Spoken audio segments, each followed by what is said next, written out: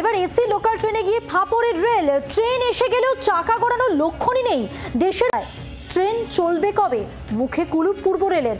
রানাঘাট কারশেডে পড়ে AC local. প্রত্যেকটা কোচে এসি তো থাকছেই, ভেস্টিবিউল কানেক্টেড থাকছে, মানে ভেতর দিয়ে যাতায়াত করা যাবে, জাস্ট লাইক মেট্রো আর mail express train. CCTV surveillance থাকছে 100%।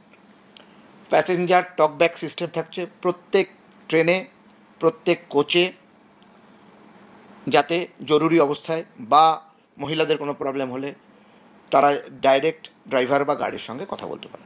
আমরা আশা করছি যে কিছুদিনের মধ্যেই ট্রেন চালাতে পারবো। হ্যাঁ, শিয়ালদাতে এসি লোকাল শুরু হচ্ছে, কিন্তু সেটা নিয়ে অনেক কন্ট্রোভার্সি চলছে যে ভাড়া খুবই বেশি আপনাদের মনে হচ্ছে, অনেক প্যাসেঞ্জারদের মনে হচ্ছে ভাড়া ঠিক রয়েছে, কিন্তু সাধারণ নিত্যযাত্রী যারা মধ্যবিত্ত পরিবার থেকে এসে তাদের জন্য ভাড়াটা কিন্তু অতিরিক্ত একটু বেশি বলা যেতে পারে। ভাড়ার লিস্ট আমরা দেখে নিতে পারছেন, স্ক্রিনে দিয়ে দিয়েছি আমি।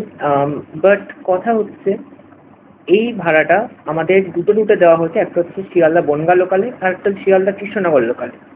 কিন্তু এখনো অব্দি টেস্ট রান হওয়া সত্ত্বেও, টেস্ট রান কিন্তু চলছে, হাজারটা সমস্যা দেখা দিচ্ছে, কিন্তু তার সাথেও কিন্তু এসি লোকাল শুরু করা যাচ্ছে না। ইস্টার্ন রেলওয়ের মুখে চালাতে গিয়ে রীতিমতো ফাঁপড়ে পড়েছে পূর্ব রেল। একগুচ্ছ টেকনিক্যাল সমস্যা দেখা দিয়েছে, যে সমস্যাগুলি এই মুহূর্তে মোকাবিলা করা সম্ভব নয় বলেই মনে করছেন রেল কর্তারা। জবাব নেই, ইস্টার্ন রেলওয়ে চুপ রয়েছে, এখন কিছু বলার নেই। আর ট্রেন কবে শুরু হবে সেটা নিয়ে একটা ধারণা করা যেতে পারে যে এই মাসের শেষের দিকে অথবা আগস্টের ফার্স্ট উইকে আমরা এই ট্রেনের ইনগ্রাল দেখতে পাবো, কিন্তু সেটা নিয়ে কতটা নিশ্চয়তা সেটা আমি নিজেও বলতে পারবো না, কারণ ইস্টার্ন রেলওয়ে নিজেই সেটা নিয়ে শিওর না।